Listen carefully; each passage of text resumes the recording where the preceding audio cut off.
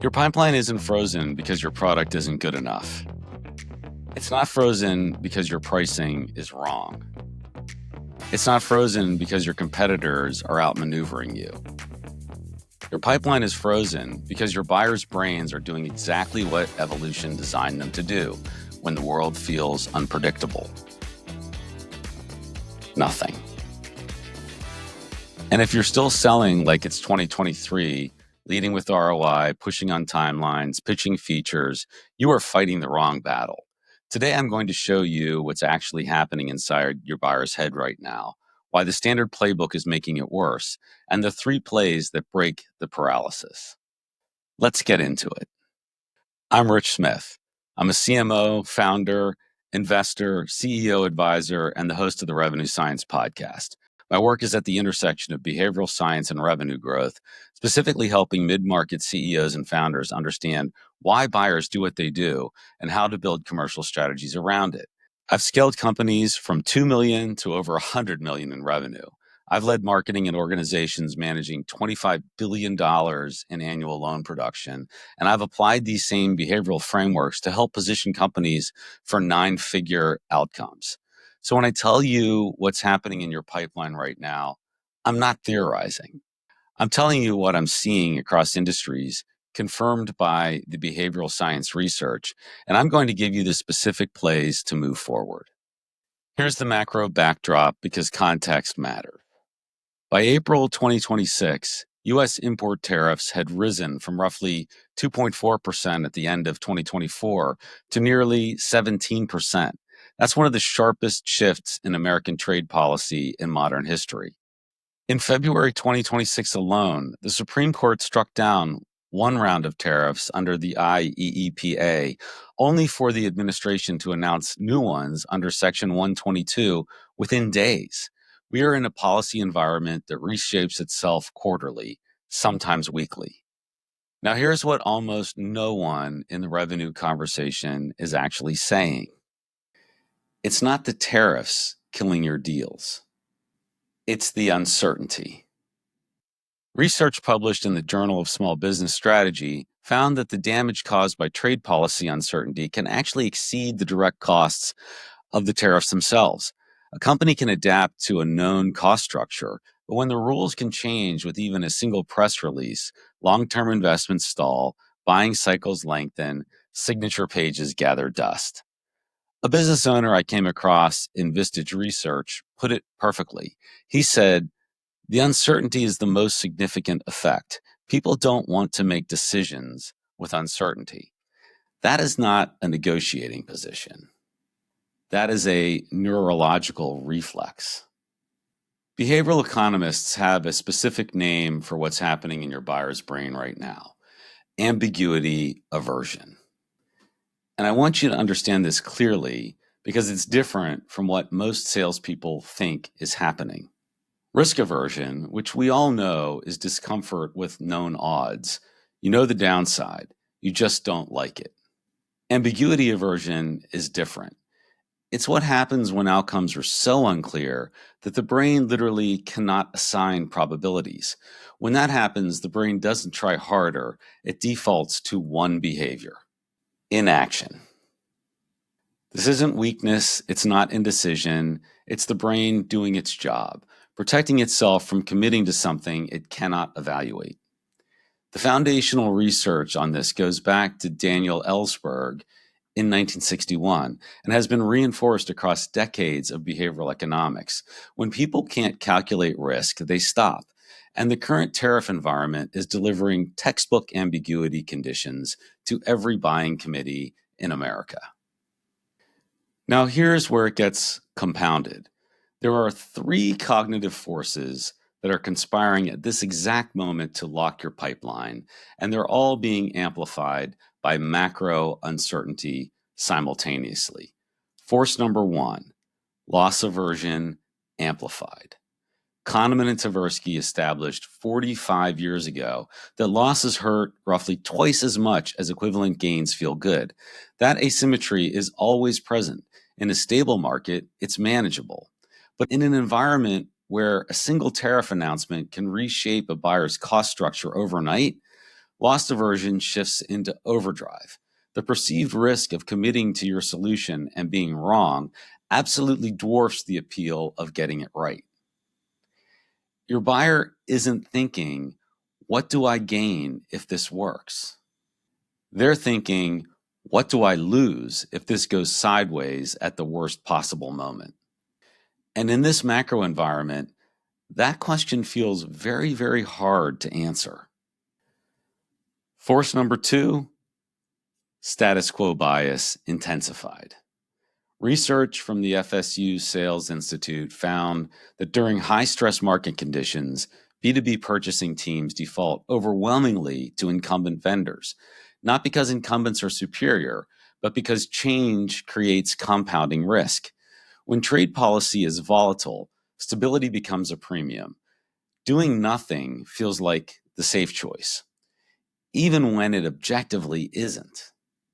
If you're not the incumbent, you are fighting that bias every single day. And here's the part that most salespeople miss. Your competitor in this environment isn't another vendor. Your competitor is the current state. The status quo has never had a stronger value proposition than it does right now. And that means you can't just sell the upside of your solution. You have to sell the downside of staying where they are. We'll get to how in a few minutes. Force number 3, prevention focus replacing promotion focus. In a stable, growing market, buyers come to you in a promotion mindset. They're asking, how do I grow? What opportunity am I missing? What's the upside? Uncertainty flips that completely. Buyers shift into what behavioral scientists call a prevention focus.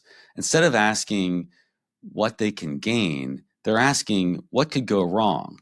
What if this decision costs me? What if this solution adds risk instead of reducing it? What if I'm the one who approved this when everything falls apart? Here is why that matters so much for your pipeline. Your ROI pitch, your feature pitch, your value story. It was built for a promotion mindset. It lands flat on a brain that is wired for defense. And until you reframe the conversation from upside capture to risk reduction, you are speaking a language your buyer's brain is currently incapable of prioritizing. Let me give you the data layer on top of the behavioral science, because this is not just theory. A Federal Reserve Bank of Boston study tracking small and mid-market businesses found that uncertainty about tariffs rose sharply through 2025 and directly correlated with uncertainty about investment and hiring decisions.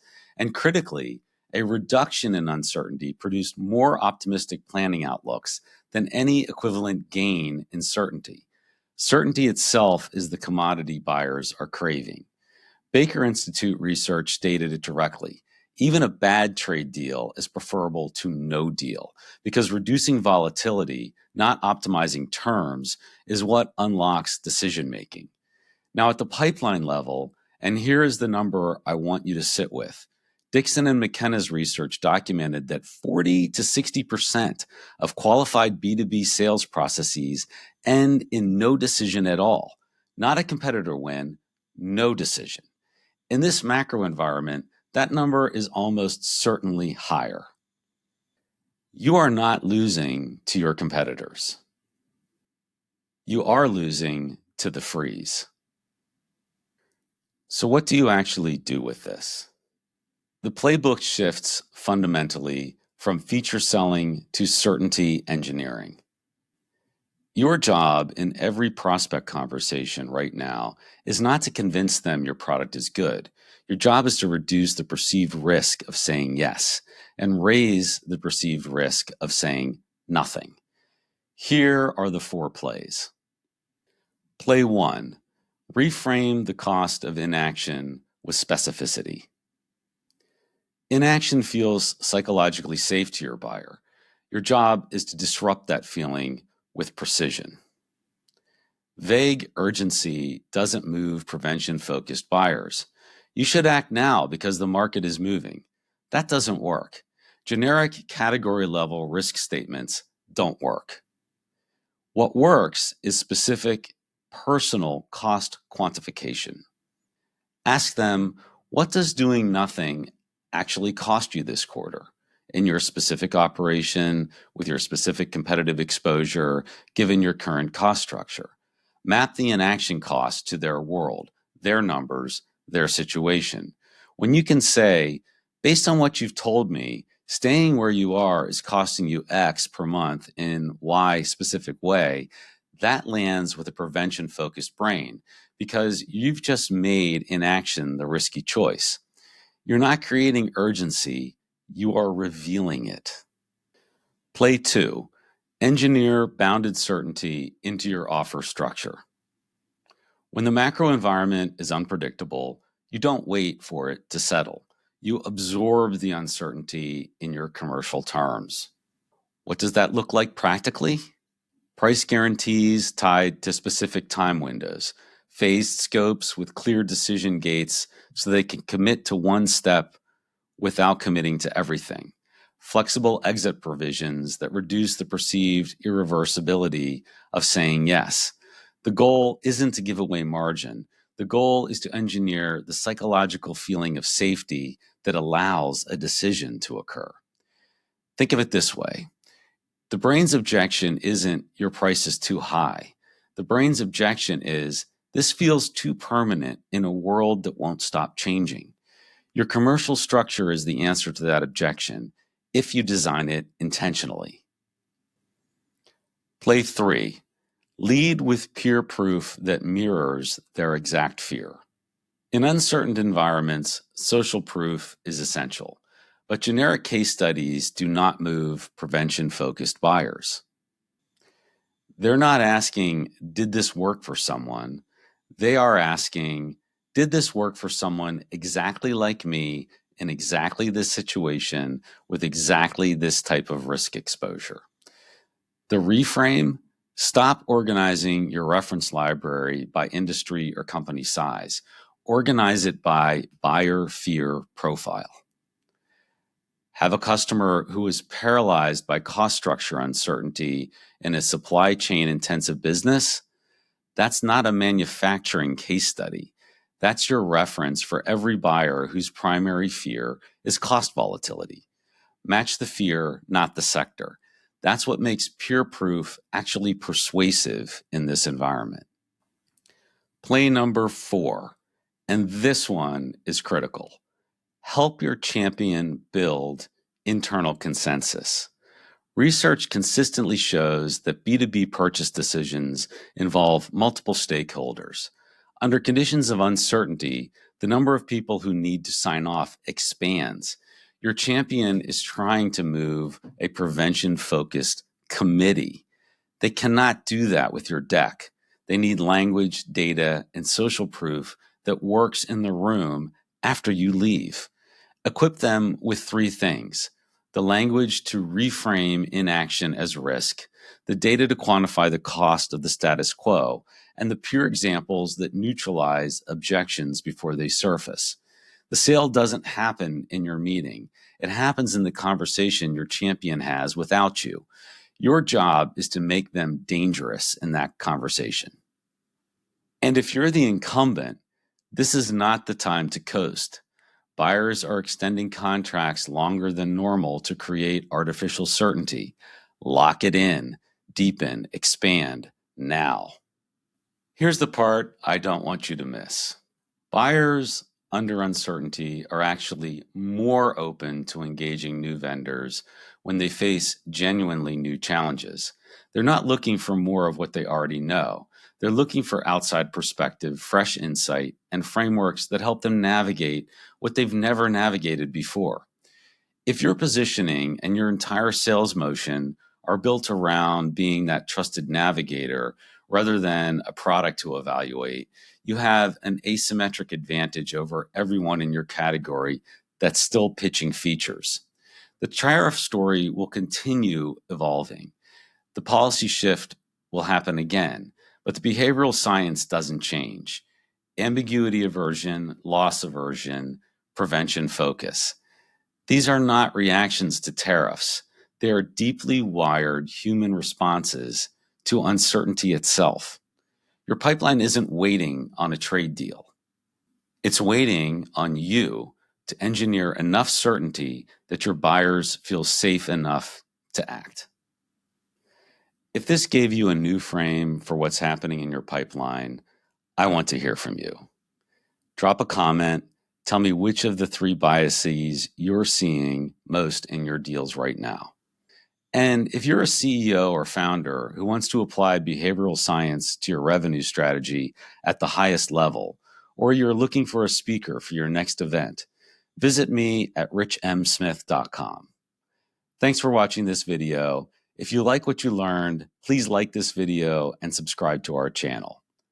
I'll see you in the next one.